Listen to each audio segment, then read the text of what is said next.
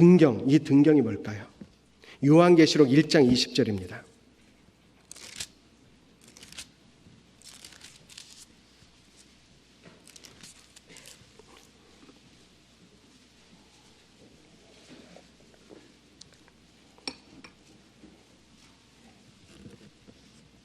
요한복음 1장 20절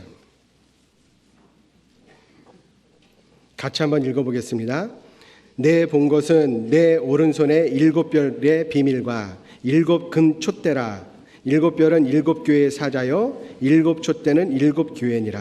7촛대는 7교회다라고 되어 있거든요. 그런데 그 방금 전에 읽었던 누가복음의 말씀, 거기는 등경으로 되어 있는데 여기는 촛대로 되어 있죠. 근데 일본어 성경에서는 양쪽 다 쇼크다이라고 해서 같은 단어를 쓰고 있습니다. 그리고 영어의 그 킹제임스 버전의 성경을 보면 캔들스틱이라고 해서 양쪽 다 같은 단어를 써요. 즉 같은 뜻이다라는 거예요. 즉 7촛대는 그 등경은 바로 교회입니다. 우리의 빛이 그 교회 가운데 있을 때 가장 밝게 빛나는 거예요. 우리 그리스도인은 등경이 되는 교회에 연결되어서 있어야 그 빛이 가장 밝게 빛날 겁니다. 먹고 사는 문제 때문에, 영적 게으름 때문에, 또는 그 어두운 죄 때문에 우리가 교회를 멀리하면 세상의 빛이 되지 못할 겁니다. 그리스도인은 주님의 몸된 교회 가운데 붙어 있어야 가장 밝게 주님의 빛을 비출 수 있어요. 너희는 내가 일러준 말로 이미 깨끗하였으니 내 안에 거하라. 나도 너희 안에 거하리라. 주님의 몸된 교회 가운데 있으면요, 나는 포도나무여 너희는 가지니 저가 내 안에, 내가 저 안에 있으면 이 사람을 과실을 많이 맺나니 나를 떠나서는 너희가 아무것도 할 수 없으니라 라고 말씀하셨어요. 주님의 몸된 교회 안에 있으면 많은 열매를 맺어요. 내적으로 성령의 열매를 맺습니다.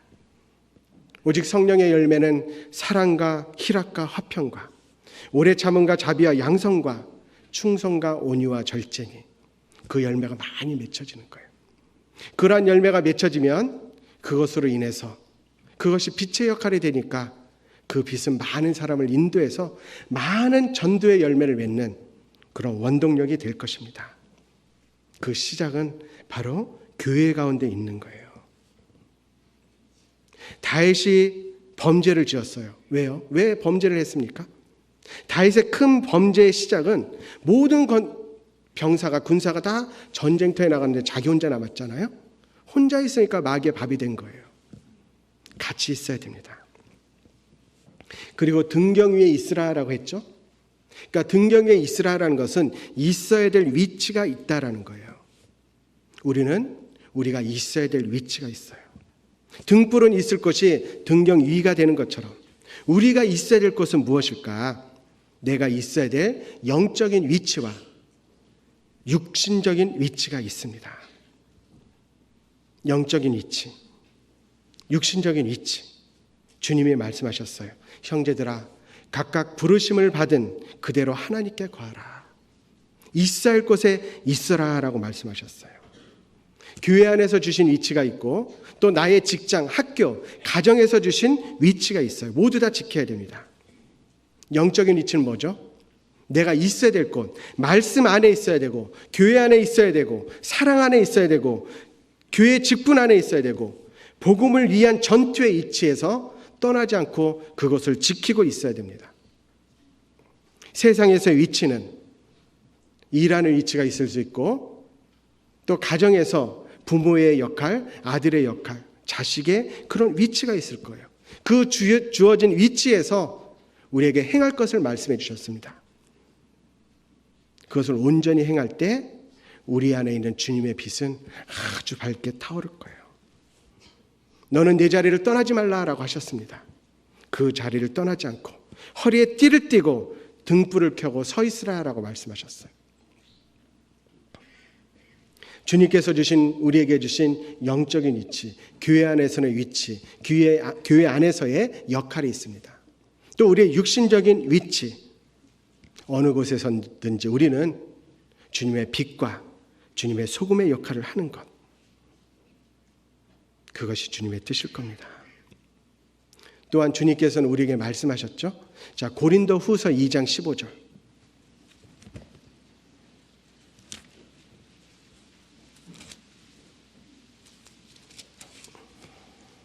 고린도후서 2장 15절입니다.